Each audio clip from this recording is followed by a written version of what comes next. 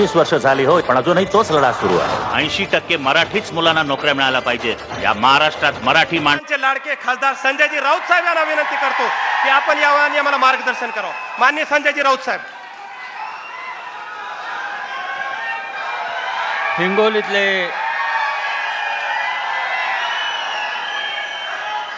सर्व निष्ठावंत शिवसैनिक बंधू भगिनी,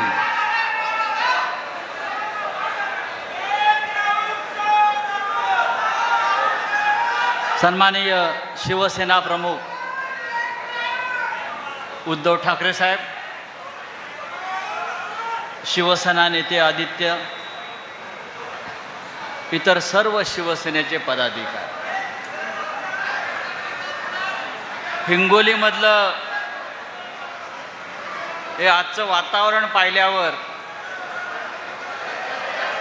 मला वाटत नाही की गद्दार परत निवडणुकीला उभा राहील.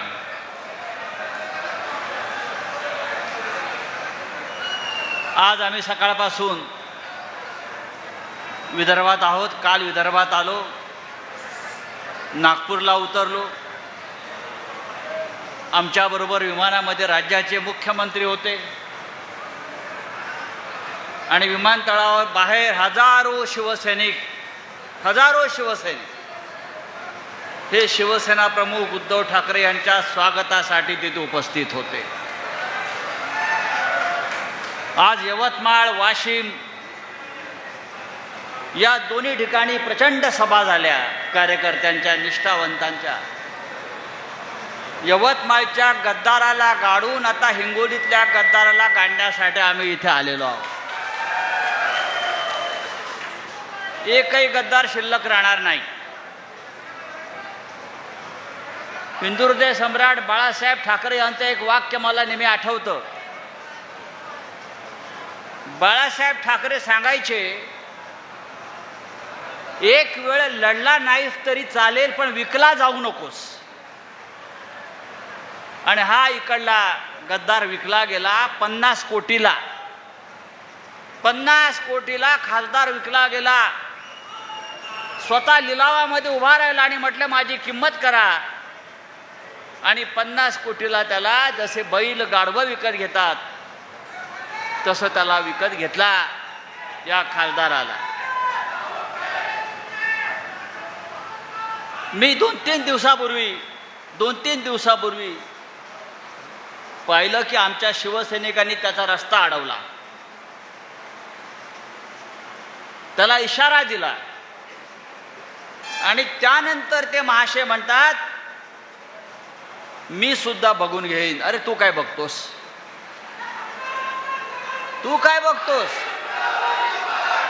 या निष्ठावंतांच्या फौजेशी लढाई करणं, सामना करणं ही सोपी गोष्ट नाही आहे. नाही तुम्हाला इथून पळवून लावलं तर निष्ठावंत शिवसैनिकांचं नाव सांगणार नाही. सर्व आपले जे लोक अंबादासजी गेलेले आहेत गद्दार, त्या सगळ्यांचे एकच म्हणणं आहे उद्धव साहेब, आम्हाला आमच्या मतदारसंघाचा विकास करायचा. विकास म्हणजे काय करायचं आहे? यांना हिंगोलीचं काय दुबई करायचं आहे? हिंगोलीचं काय सिंगापूर करायचं आहे? हिंगोलीचं काय स्वित्झर्लंड करायचं आहे? कसला विकास? लोकांना काय हवंय? लोकांना अन्न, वस्त्र, निवारा हवाय. लोकांच्या मागण्या फार नाहीये. अरे या इथे शक्तिपीठाचा जो रस्ता चाललेला आहे, जबरदस्तीने जमिनी घेत आहेत आमच्या शेतकऱ्यांच्या. शेतकरी लढतोय, शेतकरी त्यासाठी आत्महत्या करतो माझी जमीन जाऊ नये म्हणून. कधीतरी आपण त्या शेतकऱ्याच्या बाजूनं अष्टेकर उभे राहिलात का? रस्त्यावर आलात का? आणि आता मोठे विकासाच्या गोष्टी करताय. तुम्हाला याची किंमत मोजावी लागेल. शिवसेनेशी बेईमानी तुम्हाला महाग पडेल. हिंदुहृदय सम्राट शिवसेना प्रमुख बाळासाहेब ठाकरे यांनी निर्माण केलेली ही शिवसेना ही म्हणजे एक ज्वालामुखी आहे. आग आहे. या आगीशी तुम्ही आता खेळण्याचा प्रयत्न केला, त्या आगीत तुम्ही जळून राख झाल्याशिवाय राहणार नाही. आणि आमच्या अंगावर यायचं तुम्ही भाषाच करू नका. या पोलीस बंदोबस्तात फिराल, बॉडीगार्डमध्ये फिराल, पण ही निष्ठावंताची फौज, ही शिवसैनिकांची ताकद, ही भविष्यामध्ये तुम्हाला काय करते ते दिसेल. आम्ही आजही त्या ताकदीनं उभे आहोत. आमच्या आमदार फोडा, खासदार फोडा, पैशाच्या ताकदीवर हैदोस घाला, पण या शिवसेनेला तुम्हाला संपवता येणार नाही. कारण बाळासाहेब ठाकरेंच्या पुण्यातून निर्माण झालेली ही शिवसेना आहे. त्यांनी या शिवसेनेमध्ये आग आणि अग्नी ओतलेला आहे, निष्ठा निर्माण केलेली आहे. तुमच्यासारख्या बेईमानांना आणि गद्दारांना इथे अजिबात स्थान नाही. काय चाललंय, कुठे जाऊन गेले कुठे? तर प्रभू श्रीरामाचं मंदिर ज्यांनी लुटलंय गेल्या काही दिवसामध्ये, ते भाजपचे बूट चाटायला हे महाशय गेलेले आहेत. तुम्हाला माहीत असेल की अयोध्येचा लढा, श्रीरामाचा लढा हा हिंदू हृदय सम्राट शिवसेना प्रमुख बाळासाहेब ठाकरेंनी निर्माण केला. हे जे म्हणतात क्या हमने राम को लाया है, अरे तुम्ही काय रामाला आणताय? राम आता परत वनवासात निघालेला आहे. राम आता परत वनवासात निघाला आहे. अयोध्येमध्ये गेल्या 6 महिन्यापासून रामाची दानपेट्या चोरीला गेल्या. 550 कोटी रुपये अयोध्येमध्ये श्रीरामाच्या मंदिरातून भारतीय जनता पक्षाच्या लोकांनी चोरले. चांदीच्या विटा चोरल्या, रामाचे दागिने चोरले, आणि हे म्हणे हिंदुत्ववादी. हे हिंदुत्ववादी. या भाजपवाल्यांना कंटाळून राम आता परत वनवासात निघाला असेल तर आपल्या सगळ्यांचं कर्तव्य आहे, त्या रामासाठी आपल्याला परत एकदा मोठा लढा उभारावा लागेल आणि रामाला वनवासात जाण्यापासून आपल्याला थांबवावं लागेल. आणि त्यासाठी या भारतीय जनता पक्ष आणि या गद्दारांना गाडावं लागेल. आणि माननीय उद्धव साहेब त्यासाठी जिथे आलेले आहेत. तुम्ही आम्हाला यापुढे विकास निधी याच्यावरती प्रवचनं देऊ नका. तुम्ही सरळ सांगा, माझी किंमत 50 कोटी रुपये होती, मी विकला गेलोय. खरं म्हणजे तुझी किंमत 500 रुपये पण नव्हती. माननीय उद्धव साहेबांनी जर त्यांना खासदार केलं नसतं तर काय त्याची किंमत होती. पण हे 2029 साली याला परत 500 रुपयावर आणायचं आहे आणि पुन्हा एकदा इथे शिवसेनेचा खासदार, शिवसेनेचाच खासदार प्रचंड बहुमताने आपल्याला विजयी करायचा आहे. जय हिंद, जय महाराष्ट्र.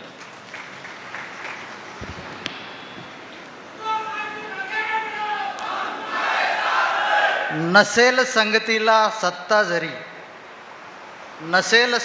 सत्ता जरी चालायचे तुला एकटेच आहे. अपयश तुझा भ्रम असून यशासाठी लागलेली ही ठेच आहे. अशक्य असं काहीच नाही, ध्येय आता दूर नाही. झाला यशस्वी येथे जो त्याच्यासारखा शूर नाही.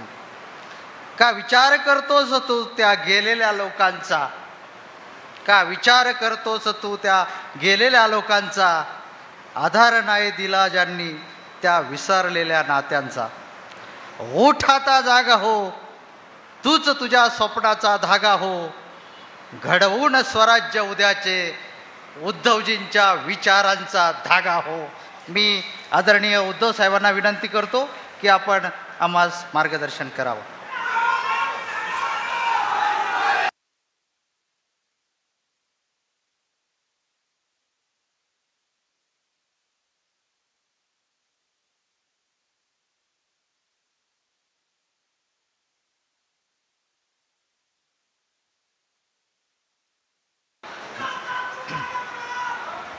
चालू आहे.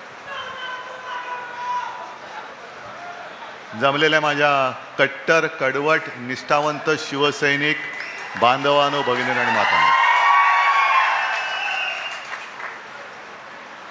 मी आज सकाळपासून शिवसैनिकांना भेटतोय, कारण अनेक जणांना असं वाटतंय, तुम्ही खाली बसा ना, कॅमेरा ऑन ठेवा आणि तुम्ही खाली बसा.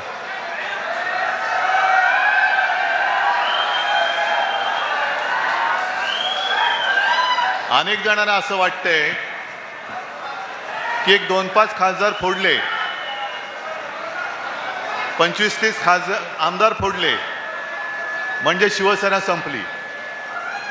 त्यांना मुळामध्ये कळलेलंच नाही की शिवसेना म्हणजे कट्टर कडवट शिवसैनिक, निवडून आलेले लोकप्रतिनिधी हा वेगळा भाग आहे.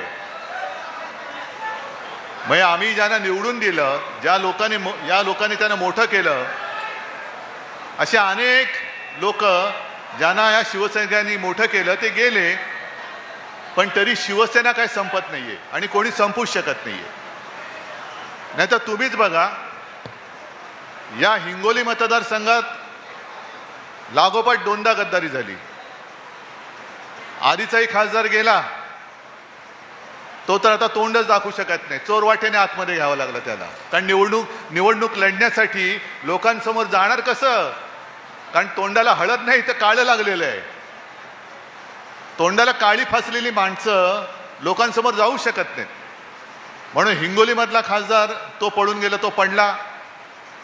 यवतमाळ वाशिममधनं आधीच्या होत्या त्या गेल्या, त्या तर उभं राहण्याचं धाडसच केलं नाही त्यांनी. ज्यांनी विशेषतः परभणी आणि हिंगोली, इतिहासच असा आहे की पहिल्यापासून कोणी कुठला इकडचा तिकडे गेला तरी इथला मतदार आणि शिवसैनिक हा कायम शिवसेनेसोबत राहिलेला आहे. गद्दारांसोबत. आणि जी मिंदे सेना आहे, नमक हराम हा शब्द मी वापरतोय, कारण ज्यांनी त्यांच्यावरती उपकार केले ते तुम्ही सगळेजण, त्या उपकारांची जाणीव न ठेवता त्यांच्याशी दगाबाजी करणारे मेंढ्या सकट सगळे नमक हरामखोर आहेत. काय बाकी ठेवलं होतं? म्हणजे यांना आता संजय तुम्ही म्हणताय, पण करायची त्यांच्याकडे जास्त माहिती असेल, कारण 4 वर्षापूर्वी रेट आमदाराचा 50 खोके होता. यांचा किती असेल आता माहित नाही मला. म्हणजे स्वतः खोक्यासाठी खोक्यात गेलेले आहेत, त्यांनी आपल्याला धोका दिलेला आहे. तरी अनेक जण मला तेव्हा सांगत होते की उद्धवजी याला देऊ नका, फुटलेला या फुटणार. म्हटलं नाही रे, असं कसं? आपला आमदार होता, कट्टर राहिलेला आहे, एवढी फाटाफूट झाली तरी सोबत आहे, नाही फुटायचा. तर नाही बघा साहेब, तुम्ही लिहून ठेवा, हाच फुटणार. आणि आता नुसता फुटलाच नाही, तर माझ्या कानावर आलं की यांनी गद्दारांचं नेतृत्व केलं. असा हा गद्दारांचा गद्दार. बरं, विश्वास ठेवायचा नाही कसा? मी यवतमाळ वाशिममध्ये गेलो होतो, तिथल्या खासदारांनी काय सांगितलं होतं? जेव्हा मी 1-2 आठवड्यापूर्वी खासदारांची बैठक बोलवली होती घरी, तेव्हा 3 खासदार होते लोकसभेचे, आपले अनिल देसाई, अरविंद सावंत आणि आपले संजय राऊत. बाकीचे सगळे ऑनलाईन हल्ली ती एक सोय झालेली आहे, व्हिडिओ कॉन्फरन्स. त्याच्यामध्ये यवतमाळचे या खासदार होते, त्यांनी मला आदल्या दिवशी फोन केला. मला म्हणाले, उद्धवजी काय करू? म्हटलं काय करायचं, यायचंय ना? नाही म्हणे, माझ्या मुलीला बघायला पाहुणे येणार आहेत, सोयरीक जुळवायचे. मग काय करू? आता असं कारण सांगलं, तुम्ही काय सांगाल? या म्हणून सांगाल? नाही, सोयरीक सोडून द्या, या. आता मला काय माहित, मुलीच्या ऐवजी ह्यांची सोयरीक जुळवत होते. ह्यांचा भाव ठरत होता किती खोके. आणि काय म्हणत होते, आम्ही सगळे साहेब तुमच्या सोबत आहोत. इथला तर एवढा हरामखोर, पोराला तिकीट घेतलं आणि मला सांगितलं, साहेब याला अपक्ष उभा करतो. म्हटलं अपक्ष, मग महाविकास आघाडी कशी मतं देणार? नाही साहेब, आपलाच पोरगा आहे ना, कुठे जाणार? चला, ठेवला विश्वास. बरं, एवढं करून थांबला नाही. उद्या मतदान आहे, आदल्या दिवशी नालायक फोन करून मला सांगतो की उद्धवजी जरा या 1-2 तुम्ही फोन केलं तर आपल्याला मतं मिळतील. म्हटलं बरं, ते पण केलं. आणि मग ज्योतिबाला विचारतोय, आपल्या इथल्या जिल्हा प्रमुखाला विचारतोय, तर साहेब कालपासून हा गायबच आहे. मग एवढा किती नालायक, किती खोटारडा, की विश्वास म्हणजे कोणाचा अविश्वास कोणाला वाटू नये म्हणून स्वतःच फोन करून सांगायचं की साहेब मी आता इकडे आहे, मी इकडे चाललोय, पण जरा बघा ना उद्याचं यांना मतदान मिळालं तर. मग एवढा नालायकपणा ज्याच्या रक्तामध्ये भिनलेला आहे, एवढी गद्दारी ज्याच्या रक्तात भिनले, मला तर लाज वाटते की अशी गद्दार माणसं, ही माझी चूक आहे म्हणून मी तुमची माफी मागतो की मी हे बुजगावणं उभं केलं होतं. हे बुजगावणं होतं. म्हणजे अक्षरशः लिलावात जशी उभी राहतात तशी ही त्यांना काय शब्द वापरायचा तो वापरा. कारण हल्ली शिवीगाळी, एका मुंबईच्या खासदारानं तर पत्रकारांना शिवीगाळी केली. म्हणजे कहर झाला. ही सगळी लोक बुरखा घालून आपल्यात वावरत होती. म्हणजे वाघाचं कातड पांघरलेले हे लांडगे होते, कोल्हे होते, गाढवं होती, त्यांना आपण काय प्रेमाने डोक्यावरती घेतलं होतं. पण त्या लायकीची माणसं नाही आहेत, नव्हतीच. आणि जो परभणीचा इतिहास आहे, जो हिंगोलीचा इतिहास आहे, तोच मला परत इकडे पाहिजे. जो जो गेला तो संपला, तो या राजकारणातून बाद झाला म्हणजे पूर्ण बादच झाला, त्याला बादच करून टाकायचा. आजपासून तुम्ही सगळे खासदार आहात आणि या हिंगोलीची जबाबदारी मी तुमच्यावर सोपवतोय. विकास निधी म्हणजे कसला, ती एक लगेच हल्ली काय झाले, ह्या मोबाईलवरनं एवढं काही जग जवळ पण आलंय आणि सगळ्यांच्या अडचणी पण वाढल्यात. नको ते वेळेला नको ते फोटो, नको ते रील सगळीकडे जातात. तसं यांचं एक रील फिरतंय, विमानात बसलेले आहेत. कुठून आणला हा पैसा? चार्टर्ड विमान. तुम्ही दारानो कधीतरी विमानतळ तरी पाहिलंय का? माझा शेतकरी जो त्याला म्हणजे मराठवाड्यातला शेतकरी लातूरचा, त्याने ज्याच्याकडे बैल नाही, पत्नीला नांगराला जोडून तो शेती करतोय आणि हे विकास करायला नालायक लोक तिकडे जात आहेत. का? ते शेतकऱ्याचा पहिला विकास कर. नांगराला बैल नाहीये, सगळं गहाण टाकलेलं आहे, शेत जमीन गहाण टाकलेली आहे. खत खरेदी करायला पैसे नाही, बियाणं करायला पैसे नाही आहेत. मोदी बाबांचं ठीक आहे, मोदी बाबा सांगतात खतं वापरू नका, सोनं खरेदी करू नका. अरे सोनं खरेदी करण्याची ताकदच तुम्ही ठेवलेली नाहीये माझ्या या देशातल्या नागरिकांची. कसं करणार सोनं खरेदी? पण सोनं खरेदी करू नका, आमदार खासदार खरेदी करा. आमदार खासदारांचा भाव सोन्यापेक्षा स्वस्त झाला की काय? काय गळ्यात घालून फिरताय आमदार खासदारांना? किती नालायकपणे, किती कहर करायचा. एक तर स्वतःच्या हिमतीवरती खासदार निवडून आणता आलेले नव्हते. हे म्हणे आता बोंबलत फिरतायत, उद्धव ठाकरे फिरत नाही. मी आलो नव्हतो तुमच्या गावात, तिकडे जिथून लोक आले. तुमच्या प्रत्येकाच्या विधानसभा मतदारसंघात मी आलो होतो की नव्हतो? मग मी जर का असं बोललो गर्वाने, मी आलो नसतो, मी फिरलो नसतो, तर या बुजगावण्याला खासदार केला असतं तुम्ही? एक तर पक्ष चोरलेलं, चिन्ह चोरलेलं, नवीन चिन्ह घेऊन आपण लोकांसमोर गेलो. तुम्ही सगळ्यांनी अक्षरशः दिवस रात्र एक करून ना कुटुंबाकडे पाहिलं, ना तुमच्या प्रकृतीकडे पाहिलं. रक्ताचं पाणी केलं, रक्त आटवलं. समोरून पैशाचा धबधबा कोसळत होता. काय तुम्हाला पैशाच्या ऑफर आल्या नव्हत्या? कशाला काम करतो, गप्प बस, तुला एवढे पैसे देतो. अनेक शिवसैनिकांना आल्या, पण शिवसैनिकांनी त्या हरामाच्या पैशाला लाथ मारली आणि हातात भगवा धरलेला शिवसैनिक हा निष्ठेने त्याच्यासमोर उभा राहिला. निष्ठेने उभा राहिला. निष्ठा कधी विकली जाऊ शकत नाही, निष्ठेची कोणी किंमत करू शकत नाही. पण जी एक लाट निर्माण केली गेली होती, राम मंदिर बांधले म्हणून देशात मोदींची लाट होती. त्या मोदींच्या लाटेत शेवटचे फक्त 15 दिवस आपल्याला मशाल निशाणी मिळाल्यानंतर महाराष्ट्राने भाजपचं गाढव हे अडवलं होतं. आपण महाविकास आघाडीचे 31 खासदार आपण निवडून आणले होते. त्याच्यामध्ये मी अभिमानाने सांगेन, माझ्या मराठवाड्याने 3 खासदार शिवसेनेचे दिले होते निवडून. अभिमानाने सांगेन. हे भाजपच्या विरोधातलं मतदान नव्हतं, हे मशालीच्या विश्वासावरचं मतदान नव्हतं, शिवसेना प्रमुखांच्या चेहऱ्यावरती बघून मतदान झालेलं नव्हतं. मग मोदींच्या विरोधात एवढी लोक असताना पुन्हा तुम्ही त्यांच्याचकडे काय गेलं? बरं, आणखीन एक रहस्य असं आहे की जिथे काही भविष्य नाहीये, भवितव्य नाहीये, म्हणजे मिंदेचं भवितव्य शून्य आहे. काम संपलं की मिंदेला सुद्धा कचऱ्याच्या टोपलीत टाकणार आहेत, हे लिहून ठेवा तुम्ही. पण भाजपात हे जायच्या ऐवजी मिंदेकडे का गेले, हे मोठं कोड आहे. का भाजपात का नाही गेले? म्हणजे मला तर आता शंका वाटते की काल विमानामध्ये योगायोग असेल, आपल्या राज्याचे मुख्यमंत्री पण होते माझ्यासोबत. मग लगेच पत्रकारांचं सुरू झालं, चर्चा काय झाली? चर्चा म्हटलं उच्चस्तरीय चर्चा होती, ढगांच्या वरची. पण मला अशी शंका वाटते की हे जे म्हणतात ना ऑपरेशन काय टायगर, अरे टायगरवरती कोण ऑपरेशन करू शकत नाही. एक पंजा मारला ना तुमचं सगळे आतडी बाहेर येतील. हे ऑपरेशन टायगर नाहीये. मला शंका येते ऑपरेशन देवेंद्र आहे.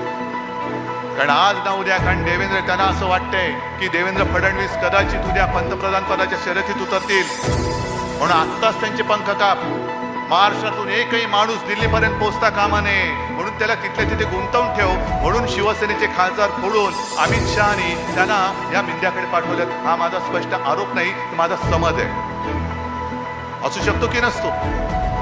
त्याचं काय होतं? आता निवडणूक थोडीच आहे, निवडणूक नाहीये. मग कशासाठी तुम्ही माझे खासदार फोडले? बरं फोडले ते फोडले, तुम्ही स्वतःकडे न घेता तुम्हाला जो पाठिंबा देऊ शकतो, तुमचा जो कोणी एक लाचार इकडे तुम्ही ठेवलेला आहे, बटीक गुलाम, त्याच्याकडे सरकवलेले आहे. म्हणजे उद्या जर का वेळ आली की तुम्ही पंतप्रधानपदी कोणाला मत द्याल, तर हे सगळे गुलाम हे अमित शहाना मतदान करतील. ही पुढची व्यवस्था आहे, म्हणून शिवसेना फोडताय. बरं विकासाचं बोलाल तर हे स्वतः चार्टर्ड फ्लाईटने फिरतात, हा वेगळाच. क्षणभर धरून चला, विकासासाठी गेले. मराठवाड्यातल्या आणि विदर्भातल्या आणि महाराष्ट्रातल्या शेतकऱ्यांच्या आत्महत्या थांबतील काय? विकासासाठी गेल्यानंतर माझ्या शेतकऱ्यांची पूर्ण कर्जमुक्ती होईल काय? माझ्या शेतकऱ्याचा पीक विमा हा मिळेल काय? आणि त्यावेळेला समोर उभं राहून मोदींना तोंडावर प्रश्न हे विचारू शकतील काय? जी धमाक, जी हिंमत शिवसेनेमध्ये असताना होती, ती गुलाम सेनेत गेल्यानंतर हे सगळे बाटगे करू शकतील काय? याचं उत्तर स्पष्ट आहे. शिवसेनेचं अस्तित्व हे आमदार खासदारांवरती नाहीये. शिवसेनेचं अस्तित्व हे जनतेवरती आणि शिवसैनिकांवरती अवलंबून आहे.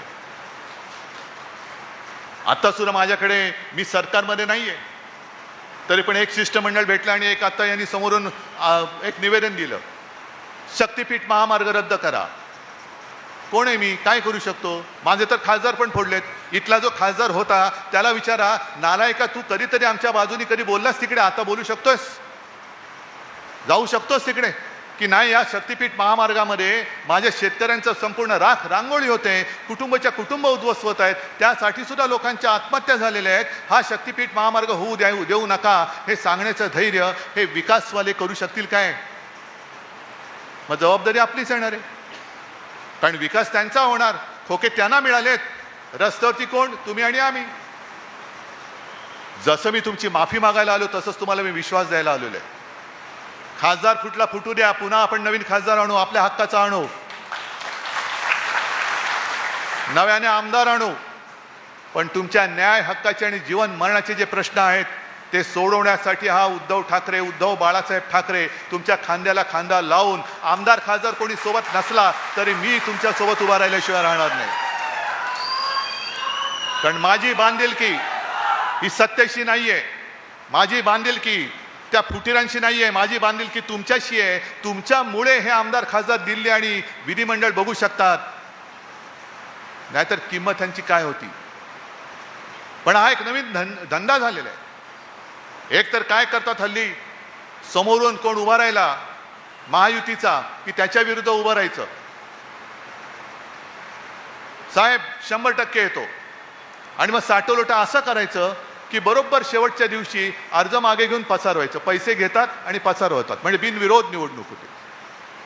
आणि दुसरं हे असं, जर यांना आपण उमेदवारी दिली नसती, आपण यांना खासदार केलं नसतं, तर काय यांचं कुत्र तरी यांच्या दारात विचारायला आलं असतं, तंगडवर करायला आलं असतं यांच्या घरी. पण निवडून यायचं, शिवसेनेशी आम्ही प्रतारणा करणार नाही. म्हणजे त्या तिथल्या यवतमाळच्या गद्दारीने तर मला तो एक व्हिडिओ पाठवला कोणीतरी. 82 वर्षाच्या आईने त्यावेळेला त्याने सांगितलं होतं की तू ठाकरेंकडे जा, त्यांच्यासोबत राहा. मग आता काय आईला वाटत असेल?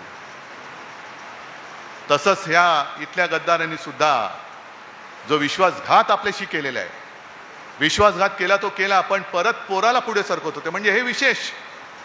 आम्ही केली तर घराणेशाही. उद्धव ठाकरे मुख्यमंत्री झाले, आदित्य ठाकरे मंत्री झाले, बघा घराणेशाही. अरे पण तू लेका, तू खासदार, तुझं कार्ट आमदार करायचंय, इकडे हा उपमुख्यमंत्री बसलाय, त्याचं कार्ट तिकडे दिल्लीमध्ये मंत्रिपदासाठी सगळी फोडाफोडी करते. ही घराणेशाही नाहीये. मग आम्ही करू ती घराणेशाही आणि तुमचं काय? बेईमानी रक्ताची अवलाद ही त्यांची पोरं बाळ जर का सगळं भोगत असतील तर ती घराणेशाही होत नाही. बरं, कशासाठी तुम्ही गेलात तिकडे? आता संजय राऊत यांनी जो विषय घेतला तो आपल्याला राज्यभर करायचा आहे, करणार, नक्की करणार. कारण राम मंदिर हा आपल्या केवळ महाराष्ट्राच्याच नव्हे तर तमाम जगातल्या तमाम हिंदूंच्या जीवाभावाचा प्रश्न आहे. जर अडवाणीजींनी रथयात्रा काढली नसती आणि हिंदुत्व जे शिवसेना प्रमुखांनी पुन्हा एकदा वरच्या पातळीवरती आणलं होतं, या देशातली 1987 सालची पार्लेची पहिली पोटनिवडणूक अशी होती जी हिंदुत्वाच्या मुद्द्यावरती जिंकली गेली.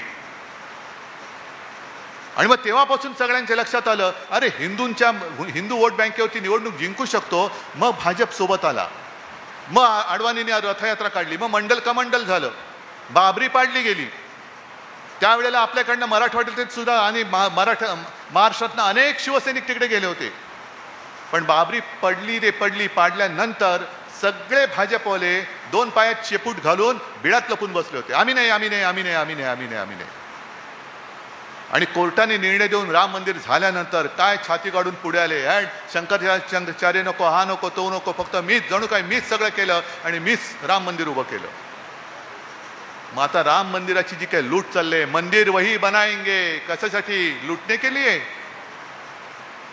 ही गद्दारी जी झालेली आहे आणि गद्दार गट, गद्दार सेना जी आहे, जी त्यांची गुलाम झालेली आहे, ते राम मंदिराच्या प्रश्नाबद्दल, राम मंदिराच्या लुटीबद्दल प्रश्न विचारू शकतील काय?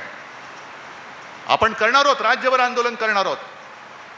पण हा केवळ गद्दारीचा प्रश्न आहे, तो शिवसेनेशी नाही, उद्धव ठाकरेशी नाही, हिंगोलीचा नाहीये, ना परभणीचा, ना आणखीन कुठला. हा हिंदूंची, हिंदुत्वाशी केलेली ही गद्दारी आहे, ज्याचा जाब आपल्याला भाजपाला विचारावा लागेल.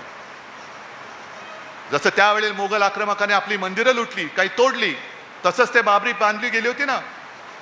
मग त्यावेळेला मोगलांनी जर का आपली मंदिरं लुटली म्हणून आपण त्यांना शिव्या घालत असू, तर आता तुमचे जे काही चेले चपाटे राम मंदिर लुटतायत त्यांच्यावरती कारवाई आजपर्यंत का केली नाही? मध्य प्रदेशमध्ये भाजपचे मुख्यमंत्री मंदिराच्या परिसरातल्या जमिनी लुटल्या, पत्रकार परिषदेत आलं. हेच जर का इतर कोणी विरोधी पक्षातल्यांनी केलं असतं तर देशभर यांनी काय हंगामा केला असता. म्हणून आज जो सामनामध्ये संजय राऊत यांनी आग्रह केलेला मुद्दा म्हणून वाचा. कारण मधल्या काळामध्ये सगळे सकल हिंदू समाज म्हणजे काय, हिंदू जनजागृती म्हणजे काय, हिंदू खतरे में है, आणि आम्ही हिंदूच आहोत. पण जेव्हा काँग्रेसचं राज्य होतं तेव्हा इस्लाम खतरे में आहे म्हणून घोषणा दिल्या जायच्या. आता 12 वर्ष तुमचा बसले तिकडे जग काय विश्वगुरु, त्यांच्या काळामध्ये हिंदू खतरे में कसा आला? मग ते सगळे जे होते ज्यांनी मोर्चे काढले, नुसता काय तमाशा केला, ते आता गेले कुठे लपून बसले की राम मंदिर लुटलं जाते, मंदिराच्या नावाने लुटी चालू आहेत. शंकराचार्य म्हणाले केदारनाथ मंदिरातलं सोनं लुटलं गेलंय. कुठे गेले हे सगळे हिंदू तथाकथित भोंदू? हा वरवरचा विषय नाहीये. हे जे सगळं चाललेलं आहे हे 2/3 बहुमतासाठी चाललेलं आहे. कारण निवडून आले नाहीत, आपण त्यांना येऊ दिलं नाही, 240 वरती भाजपा थांबला. मग पुढे काय करायचंय? घटना तर बदलायची आहे. हातात तर पूर्ण ताकद पाहिजे. आणि मध्ये जे काही महिला आरक्षणाच्या बुरख्या आडून किंवा त्याच्या आडून डिलिमिटेशनचं जे काही बिल आणत होते, विधेयक आणत होते, ते जर का झालं तर तुम्हाला आम्हाला कोणी विचारणार नाही, पूर्णपणे उत्तरेच्या ताब्यामध्ये हा देश जाईल. आमच्या मताला काहीच किंमत नाहीये, ती आत्ताही नाहीये. कारण उघड सगळीकडनं अत्याचार चालू आहेत, लोकशाहीचा दिवसाढवळ्यात खून पडतोय की काय असं चित्र निर्माण झालंय, तरी कोणाला काही त्याची पडलेली नाही.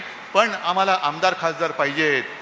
शेतकरी मेला तर मरू दे, शक्तिपीठाखाली चिरडला गेला तर जाऊ दे, पेपर फुटले तर फुटू दे, विद्यार्थ्यांनी आत्महत्या केली तर करू दे. आजच ठाण्यामध्ये एक पेपर फुटलाय TETचा, कोणालाच काही पडलेलं नाहीये. नीटचा पेपर फुटला, धर्मेंद्र प्रधाननी राजीनामा तर दिलाच पाहिजे, पण त्यातलं जे काही केंद्रबिंदू होतं ते आपल्या दुर्दैवाने आपल्या महाराष्ट्रातलं होतं. आणि असं म्हणतात की ते पकडलेले किंवा ज्यांच्यावरती आरोप आहेत ते सगळे यांच्या परिवाराशी संबंधित होते. मग या पापाबद्दल कोणालाच काही वाटत नाही. किंवा तुम्हाला त्याच्याकडे लक्ष जाऊ नये म्हणून हे फोडाफोडी चालले, असा माझा स्पष्ट आरोप आहे. का मला परत शिवसेनेचा खासदार पाहिजे, का मला परत शिवसेनेचा आमदार पाहिजे? होय, मला शिवसेनेची सत्ता पाहिजे, कारण ज्यांचा विश्वास माझ्या शिवसेनेवर आहे त्यांना न्याय देण्यासाठी, म्हणून मला परत सत्ता पाहिजे. त्यावेळेला मला मुख्यमंत्री व्हावं लागलं. मी काही ठरवून मुख्यमंत्री झालो नव्हतो. जर भाजपाने दिलेलं वचन पाळलं असतं तर मी मुख्यमंत्री झालोच नसतो. दुसरा कोणतरी शिवसैनिकच मी करणार होतो. पण जी काही मला संधी मिळाली त्यावेळेला मात्र जेवढं काही करता येणं शक्य होतं तेवढं मी प्रामाणिकपणे करण्याचा प्रयत्न केला. कोणी माझ्याकडे कर्जमुक्ती मागितली नव्हती, तरी सुद्धा माझं कर्तव्य म्हणून माझ्या नागपूरच्या पहिल्या अधिवेशनात कर्जमुक्ती मी जाहीर केली आणि ती मी करून दाखवली. मी फुकटामध्ये रेशन वाटा हे वाटा असं नाही करत, पण गोरगरिबाला काहीतरी जेवण मिळालं पाहिजे त्याच्यासाठी 10 रुपयात शिवभोजन करून मी दिलं होतं. आता काय झालं मला माहिती नाही आहे. कोरोनामध्ये तुमच्या सगळ्यांच्या सहकार्याने आपण महाराष्ट्र सावरला होता. पाडलं सरकार. अरे पण पाडलं तर पाडलं, सत्ता तुम्ही मिळवलीत, मिळवल्यानंतर काहीतरी त्याचा उपयोग करून द्या ना. महाराष्ट्राचं भलं करा ना, देशाचा विकास करा तुम्ही. तो नाही करायचा. फक्त आम्हाला सत्ता पाहिजे, सगळे आमच्या ढेंगे खालनं जायला पाहिजेत. नाही होणार. छत्रपती शिवरायाचा महाराष्ट्र कोणाच्या ढेंगे खालनं नाही जाणार. आणि तो जो जमाना होता मराठ्यांच्या घोड्यांच्या टापाने दिल्ली हादरायची, तो जमाना आपल्याला आता परत आणावा लागेल. कोणाची टाप होता कामा नये, महाराष्ट्राकडे वाकड्या नजरेने पाहायची. आणि मला खात्री आहे आज अनेक जण नवे जुने माझ्या समोर आलेत, कुठे काही बिघडलेलं नाहीये. मला खात्री आहे एक सुद्धा माझा कट्टर कार्यकर्ता गद्दाराच्या मागे गेलेला नाही, जाऊ शकत नाहीये. इकडे खुद्द हातगावचे कार्यकर्ते बसलेत. पण मी तमाम हिंगोलीकरांना एक आवाहन करतोय. आवाहन म्हणजे विनंती. जे कोणी या नालायकामुळे नाराज होऊन घरी बसले असतील, जे कोणी या नालायकामुळे नाराज होऊन दुसरीकडे गेले असतील, या परत या सगळ्यांनी परत या. कारण याला काय होतं, ह्याच्याकडे मी दिलं होतं सूत्र, बन तू खासदार. मग अडचण त्याला होऊ नये म्हणून मग ते साहेब हा नको, साहेब तो नको, मग हातगावमध्ये हा नको, झालं. मग एक तर वाटोळं करायचं तेवढं करून ठेवण्याचा प्रयत्न केलाच आणि स्वतःही गेला. तर जे कोणी त्याच्यावरती नाराज होऊन गेले असतील, या बाबांनो शिवसेना आपली आहे. आज मी सगळ्यांना साथ घालतोय. या गद्दारांमुळे जे कोणी गेले होते त्या सगळ्यांनी परत यावं. या सूत्राने या गद्दाराला गाडा परत. आणि तुम्ही सगळे समर्थ आहात. तुम्हाला सगळ्यांना निष्ठेचं पाणी गद्दारांना कसं पाजायचं हे पक्क कळलेलं आहे. अनेक जण आले आणि अनेक जण गेले, पण हिंगोलीवरचा भगवा तुम्ही कधी उतरू दिला नाही. म्हणून मी तुम्हाला खरंच साष्टांग दंडवत घालतोय. आणि ही निष्ठा, हा जो तुमचा जोश आहे, हा उत्साह आहे, खरं म्हटलं तर दुसरा कोणताही पक्ष असता तर खासदार फुटल्यानंतर घराच्या बाहेरच नसता पडला. पण मी जास्त नाही, मी त्यातला नाहीये. मी त्यातला नाहीये आणि तुम्ही पण त्यातले नाही आहात. म्हणजे अनेकांनी आजचा कार्यक्रम बघून तोंडात बोटं घातली असतील, किती बोटं त्यांची जात असतील तेवढी सगळी घातली असतील, की हे शिवसेना आहे तरी काय, कितीदा फोडायची, फुटून सुद्धा संपत नाहीये. पण शिवसेना अशी संपणारी नाही. जो फोडायचा प्रयत्न करेल त्याला फोडून संपवल्याशिवाय शिवसेना पुढे जाणार नाही. आणि ती शिवसेना पुढे नेण्याची जबाबदारी मी तुमच्यावर सोपवतो आणि आपली रजा घेतो. जय हिंद, जय महाराष्ट्र.